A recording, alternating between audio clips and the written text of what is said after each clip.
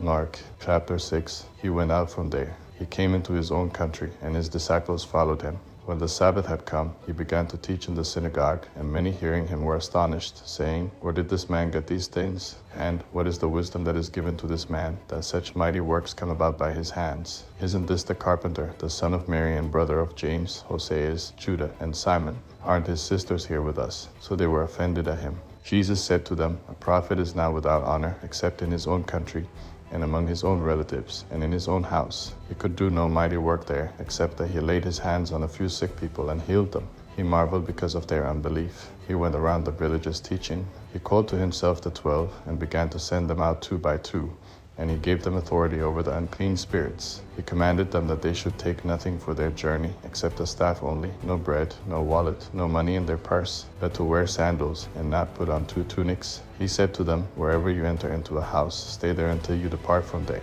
Whoever will not receive you nor hear you as you depart from there, shake off the dust that is under your feet for a testimony against them. Assuredly, I tell you, it would be more tolerable for Sodom and Gomorrah in the day of judgment than for that city. They went out and preached that people should repent. They cast out many demons and anointed many with oil who were sick and healed them. King Herod heard this, for his name had become known, and he said, John the Baptizer has risen from the dead, and therefore these powers are at work in him. But others said, He is Elijah. Others said, He is a prophet, or like one of the prophets. But Herod, when he heard this, said, This is John, whom I beheaded. He has risen from the dead. For Herod himself had sent out and arrested John and bound him in prison for the sake of Herodias, his brother Philip's wife, for he had married her. For John had said to Herod, It is not lawful for you to have your brother's wife. Herodias set herself against him and desired to kill him, but she couldn't, for Herod feared John, knowing that he was a righteous and holy man, and kept him safe. When he heard him, he did many things, and he heard him gladly. Then a convenient day came when Herod on his birthday made a supper for his nobles, the high officers, and the chief men of Galilee. When the daughter of Herodias herself came in and danced, she pleased Herod and those sitting with him. The king said to the young lady, Ask me whatever you want, and I will give it to you. He swore to her, Whatever you ask of me, I will give you, up to half of my kingdom. She went out and said to her mother, What shall I ask? She said, The head of John the Baptizer. She came in immediately with haste to the king and requested, I want you to give me right now the head of John the Baptizer on a platter. The king was exceedingly sorry, but for the sake of his oaths and of his dinner guests, he didn't wish to refuse her.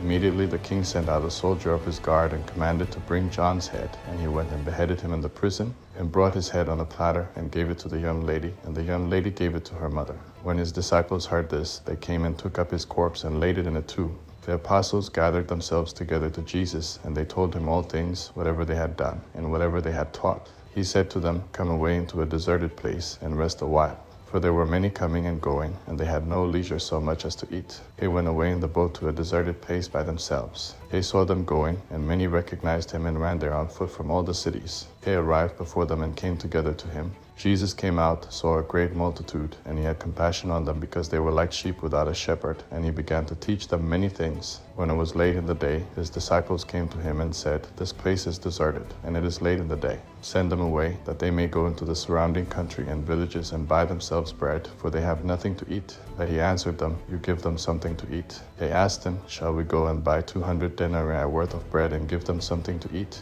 He said to them, How many loaves do you have? Proceed. When they knew, they said, 5 and 2 fish. He commanded them that everyone should sit down in groups on the green grass. They sat down in ranks, by hundreds and by fifties. He took the 5 loaves and the 2 fish, and looking up to heaven, he blessed and broke the loaves, and he gave to his disciples to set before them, and he divided the 2 fish among them all. They all ate and were filled. They took up 12 baskets full of broken pieces and also of the fish. Those who ate the loaves were 5,000 men.